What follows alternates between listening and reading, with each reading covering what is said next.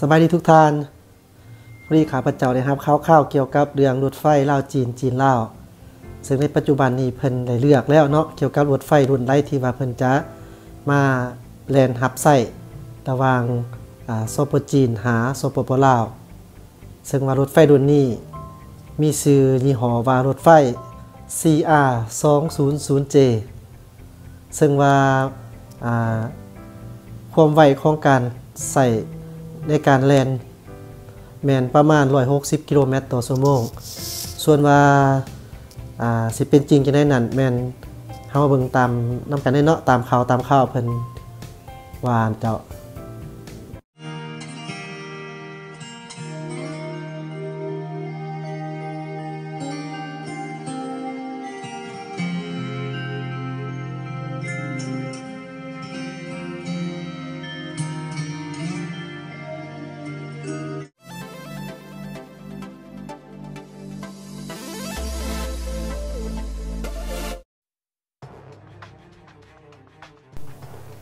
ตามการรายงานข่าวจาก Aerorail รถไฟ CR200J หรือมีฉายาว่า HUC ที่เปิดตัวในปี 2019 ผ่านมาจะถูกนำใช้แล่นโดยกงในเส้นทางรถไฟลาวจีนระหว่างนครหลวงเวียงจันทน์หาคุนหมิงสปป.จีนบริษัทลาวส่งทางรถไฟจำกัดจะจัดซื้อจำนวน2ขบวนทำอิฐที่ใส่ไฟฟ้าขนาดกลางแล่นด้วยความไว160กิโลเมตรต่อชั่วโมงซึ่งมีมูลค่าสัญญาที่มีมูลค่าถึง100ล้านหยวนหรือประมาณ 14.2 ล้านดอลลาร์สหรัฐและเทียบเท่า127ตื้อกีบทางรถไฟลาวจีนเชื่อมต่อเมืองคุนหมิงสปป.จีนและนครหลวงเวียงจันทน์แม้นโครงการสำคัญของขอดีเริ่ม1แนวทาง1เส้นทางและยังเป็นทางรถไฟสากลทำอิฐที่ลงทุนและก่อสร้างโดยจีนปฏิบัติมาตรฐานเทคนิคของจีนตลอดเส้นทางนำใส่อุปกรณ์ของจีนและเชื่อมต่อโดยกงกับเครือข่ายทางรถไฟจีนคาดว่าเส้นทางทั้งหมดจะเปิดในถ่ายปี 2021 นี้อย่างแน่นอนรถไฟรุ่น CR200J ยี่ห้อฟูชิงแมนผลิตโดยบริษัท China Railway Group และ CRRC ร่วมกันพัฒนาสามารถแล่นด้วยความไวสูงสุด160กิโลเมตรต่อชั่วโมงบริษัททางรถไฟจีนลาวจำกัดแม่นบริษัทร่วมลงทุนสร้างตั้งขึ้นโดยบริษัทจากจีนและลาวที่นครหลวงเวียงจันทน์สปป.ลาวมีทุนจดทะเบียน15ตื้อหยวนรูปแบบการลงทุนของโครงการออกแบบก่อสร้างและดำเนินงานจากนี้ไปเพียงแต่ถ่ายปี 2021 เท่านั้นรถไฟลาวจีนลาวก็จะสำเร็จเส้นทางรถไฟลาวจีนโครงการแห่งความหวังของลาวและด้วยความตัดสินใจสูงของรัฐบาลการเชื่อมต่อระหว่างขอดีเริ่ม1แนวทาง1เส้นทางกับยุทธศาสตร์หันจากประเทศที่บ่มีชายแดนออกสู่ทะเลเป็นประเทศเชื่อมจอดของลาวที่มีจุดเริ่มต้นอยู่ด่านชายแดนบ่เต้นระหว่างลาวจีนและสิ้นสุดอยู่นครหลวงเวียงจันทน์มีความยาวทั้งหมด414กิโลเมตรซึ่งรวมทั้งอุโมงค์76แห่งมีความยาวทั้งหมด198กิโลเมตรในจำนวน76อุโมงค์นั้นมีแห่งหนึ่งที่ยาวที่สุดถึง 9,384 เมตรหรือ9กิโลเมตรกว่าได้สร้างสำเร็จพร้อมจัดพิธีเฉลิมฉลองในวันที่27ธันวาคมปี 2019 เอิ้นชื่อว่าอุโมงค์เลข2อยู่เขตบ้านเซินเมืองเซียงเงินแขวงหลวงพะบางโดยแม่นบริษัทจีนเป็นผู้รับเหมาในการเจาะสอดอย่างสำเร็จผลก่อนเวลากำหนด7เดือนอุโมงค์เลข2อยู่เขตบ้านเซินอยู่ระหว่างแขวงหลวงพะบางและแขวงเวียงจันทน์ยาวทั้งหมด 9,384 เมตรการเจาะอุโมงค์แห่งนี้จะสำเร็จผลเป็นขีดหมายแสดงให้เห็นว่าโครงการเจาะอุโมงค์ในโครงการทางรถไฟลาวจีนก้าวเข้าสู่ระยะท้ายและจะก้าวไปสู่ระยะก่อสร้างทางรถไฟสายนี้สร้างตามมาตรฐานการบริหารและมาตรฐานเทคโนโลยีเทคนิคของจีนถูกออกแบบให้มีความไว160กิโลเมตรต่อชั่วโมงเป็นทางรถไฟใช้ไฟฟ้า ที่ขนส่งสินค้าและผู้โดยสาร และจะเปิดบริการในถ่ายเดือนธันวาคมปี 2021 ตามแผนการ